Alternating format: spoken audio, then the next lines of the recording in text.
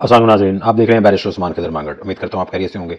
नाज़रीन, मेरा जो आज का व्लॉग है इसमें कल रावलपिंडी स्टेडियम में न्यूजीलैंड और बांग्लादेश के मैच के दौरान एक वाक़या पेश आया, उसके ऊपर मैं डिस्कशन करूँगा और कैसे खुल के लोगों के जो चेहरे हैं, जो लोगों के डिफरेंट मामलात में डिफरेंट लोगों की पर्सपेक्टिव होता है, लोगों का पोस्चराइज़ करने का तरीका होता है और कैसे ड्यूअल फेस जो लोगों का होता है, जो मुनाफ़क़त है लोगों की, वो मैं आज उसको डिस्कस करूँगा रावलपिंडी के जो वाक़ये के बाद। उसके बाद नाज़रीन, एक कमीशन बनने की बात हो रही है। एक कमीशन जो एक ब्लास्फेमी लॉज़ हैं और जो एक ब्लास्फेमस ईमान जो हाजिर मज़ारी हैं, वो एक कमीशन का मुतालबा कर रही हैं और इस्लामाबाद हाई कोर्ट बड़ा सीरियसली इसके ऊपर जो है इसको कंसीडर कर रहा है और TLP तहरीक लबैक पाकिस्तान जो है इसको बहुत ज़्यादा रजिस्ट कर रही है।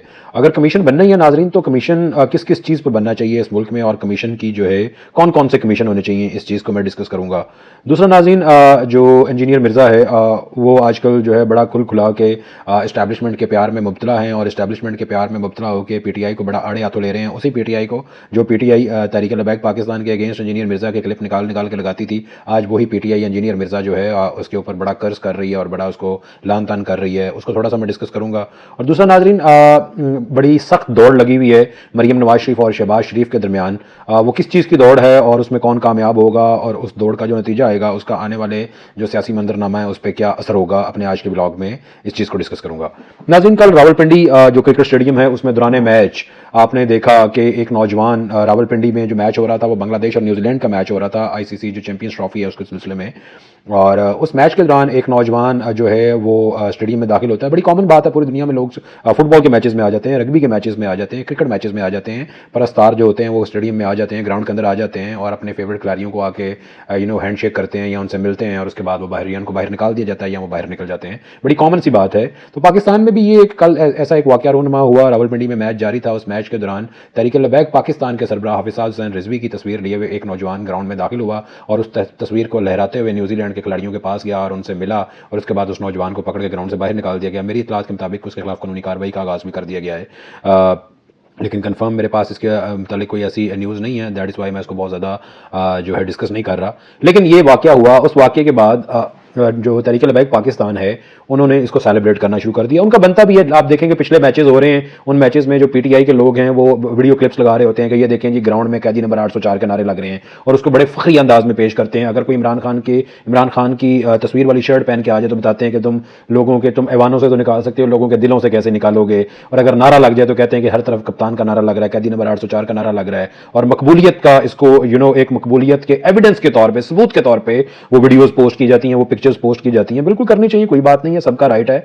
लेकिन कल जब हाफिज़ हुसैन रिजवी की तस्वीर लिए हुए नौजवान स्टेडियम में दाखिल हो गया तो इसको कहा गया कि जनाब इस तस्वीर को देख के तो न्यूजीलैंड के प्लेयर्स डर गए होंगे, इस तस्वीर को देख के तो बांग्लादेश के प्लेयर्स डर गए होंगे, इस तस्वीर को देख के तो ICC की जो मैनेजमेंट है वो डर गई होगी, जो एम्पायर्स खड़े हुए थे वो डर गए होंगे। और ये जो पोस्ट आ रही हैं ये कौन कर रहा है? ये PTI के जो अकाउंट्स हैं उनसे ये पोस्ट हो रही हैं।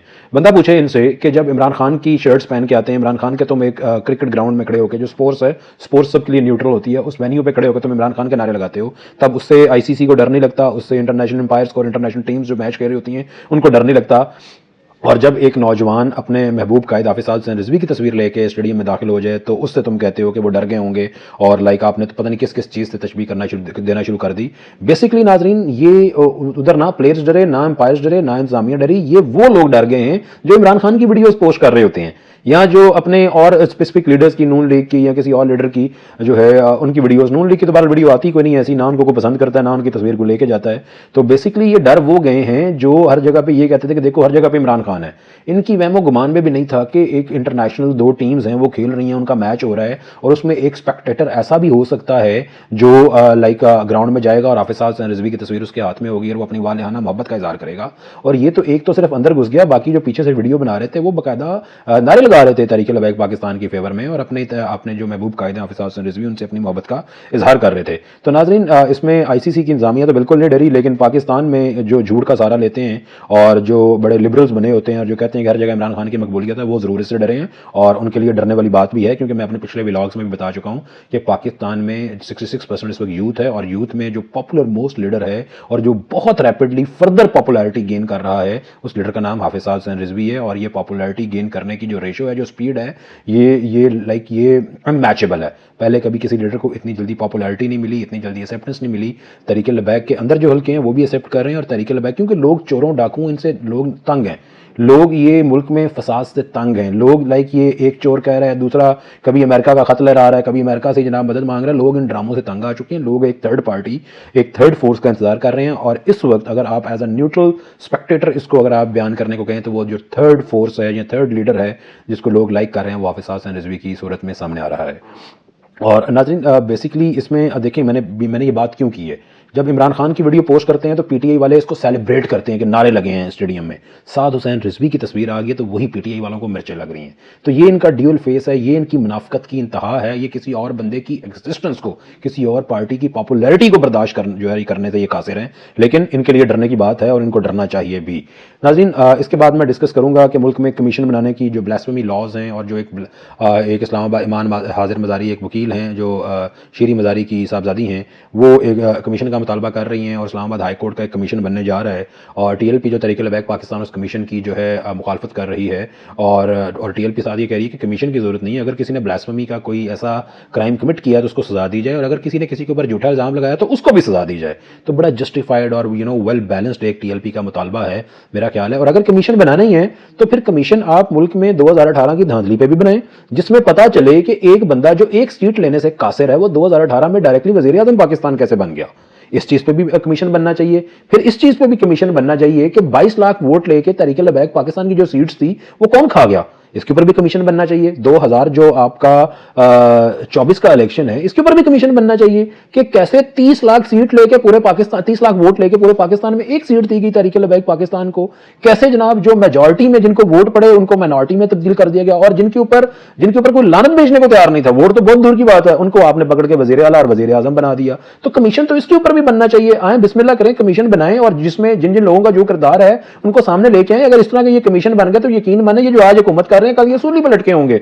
तो मेरा ख्याल है कि मैं आज बतौर एनालिस्ट, बतौर अदना शहरी, मैं तहरीक लबैक पाकिस्तान से रिक्वेस्ट करता हूं, मैं उसके कायदीन से रिक्वेस्ट करता हूं कि अगर ये कमीशन बनाने की बात कर रहे हैं तो आप भी फिल फौर मुतालबा करें कि 2018 और 2024 के इलेक्शन के ऊपर फौरी तौर पे कमीशन बनना चाहिए। और उस कमीशन में जो बेज़ाब्तियां सामने हैं, जिन्होंने ये धांधली की है, जिन्होंने ये सारा इलेक्शन मैनेज किया है, जिन्होंने ये सारा इलेक्शन रिग किया है, उनको ये कॉन्स्टिट्यूशन की वायलेशन है और कॉन्स्टिट्यूशन ऑफ पाकिस्तान की वायलेशन की सजा मौत है।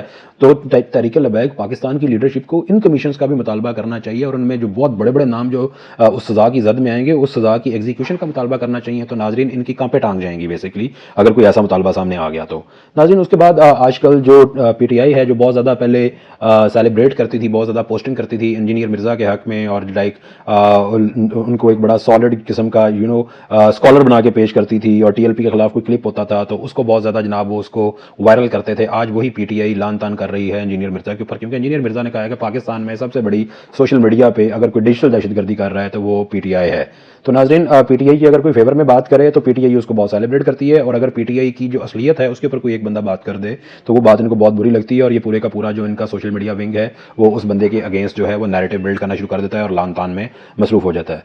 नाजरीन उसके बाद मैं बात करूंगा, आजकल बहुत सख्त दौड़ लगी हुई है, बहुत सख्त मुकाबला हो रहा है वज़ीर आज़म शहबाज शरीफ और वज़ीर आला मरीम नवाज़ के बीच कि कौन ज़्यादा एस्टैब्लिशमेंट की चापलूसी कर लेता है, कौन ज़्यादा एस्टैब्लिशमेंट की नौकरी अच्छी कर लेता है, जिसमें शहबाज शरीफ साहब भी कोई कसर नहीं छोड़ रहे और मरीम नवाज़ साहिबा भी, आपने देखा होगा ग्रीन इनिशिएटिव जो है उसमें आसिम मुनीर साहब के साथ पाई गई, और कल रात हॉर्स एंड कैटल शो में जो है मरीम नवाज़ साहिबा जो हैं वो आसिम मुनीर को उन्होंने as a guest of honour invite किया और उसमें उन्होंने उनके साथ पार्टिसिपेट किया। तो नाज़रीन ये बड़ी सख्त रेस चल रही है। अब देखना यह है कि इस रेस में चचा जीतता है या भतीजी जीतती है, क्योंकि जिसने जीतना है उसने बेसिकली अपनी आइंदा के लिए जो पोस्ट है वो सिक्योर करनी है प्राइम मिनिस्टर की, क्योंकि पाकिस्तान में फेयर इलेक्शन तो होना नहीं है, और हमने जो अनफेयर इलेक्शन होने हैं ना उन पर हमने पहले कभी आवाज़ उठाई है ना इस कौम ने आइंदा आवाज़ उठानी है।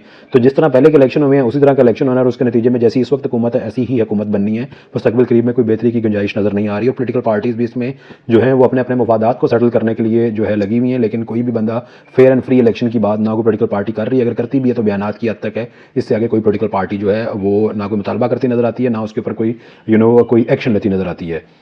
तो बेसिकली मरीम नवाज़ साहिबा और शहबाज शरीफ के बीच ये बड़ी सख्त जो इस वक्त दौड़ चल रही है, मुकाबला चल रहा है।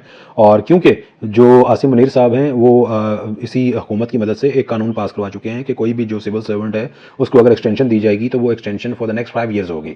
तो आसिम मुनीर साहब एक दफ़ा तो आर्मी चीफ बन चुके हैं, और आर्मी चीफ जब उनकी रिटायरमेंट करीब आएगी तो यही गवर्नमेंट उनको एक्सटेंशन देने की कोशिश करेगी, और जब एक्सटेंशन दी जाएगी तो वो एक्सटेंशन 5 साल के लिए होगी। तो उस 5 साल की जब एक्सटेंशन के बाद उस एक्सटेंशन के दौरान ही अगला हमारा जनरल इलेक्शन आएगा, और वो जब जनरल इलेक्शन होगा, जनरल नहीं होगा, जनरल इलेक्शन होगा। तो उस जनरल इलेक्शन के लिए अभी से तैयारी मरीम नवाज साहिबा और शहबाज शरीफ साहब कर रहे हैं। अब देखते हैं कि वो वाला जनरल इलेक्शन जो है, वो जनरल इलेक्शन शहबाज शरीफ साहब की तरफ ऊंट करवट बदलता है या मरीम नवाज साहिबा की तरफ बदलता है, ये तो आने वाला वक्त फैसला करेगा। लेकिन मेरे ख्याल में जो आने वाला जनरल इलेक्शन होगा, उसमें जो जनरल साहब की हमदर्दियाँ होंगी वो मरीम नवाज शरीफ साहिबा की तरफ होंगी और उनको बतौर वज़ीर-ए-आज़म पाकिस्तान इंट्रोड्यूस करवाया जाएगा और बताया जाएगा कि देखें, पाकिस्तान में ख़वातीन के बड़े हकूक़ हैं और पाकिस्तान में ख़वातीन को पहले चीफ मिनिस्टर और पहले भी एक प्राइम मिनिस्टर खातून रह चुकी हैं जिनको शहीद कर दिया गया था, और अभी फिर पाकिस्तान में दूसरी prime minister, female prime minister आ गई हैं पाकिस्तान में। कुछ इस तरह की प्लानिंग चल रही है। जबकि दूसरी तरफ जो जनरल इलेक्शन है उसमें जनरल साहब की सपोर्ट के लिए पीपल्स पार्टी भी कोई कसर बाकी नहीं छोड़ रही। और आजकल आपने देखा होगा,